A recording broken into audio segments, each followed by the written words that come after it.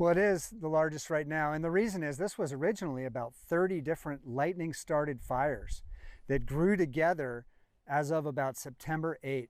Idle it up over the hill. We're just going to build a pumpkin to support the burn below.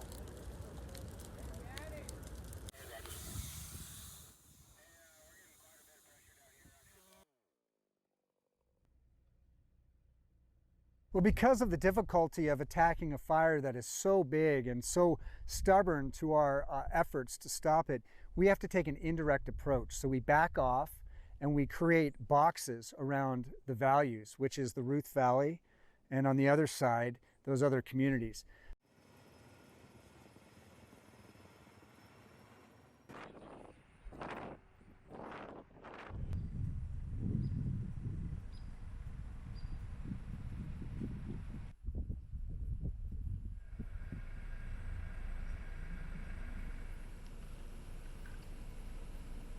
I told everybody, have your bags packed. You never know when it might go bad. So hopefully the community has been prepared to just leave at any point. This fire currently, the August complex, is difficult to put out because it's very large fuels, which means it's large trees that are fully burning as opposed to little sticks that kind of burn quick and the fire moves on.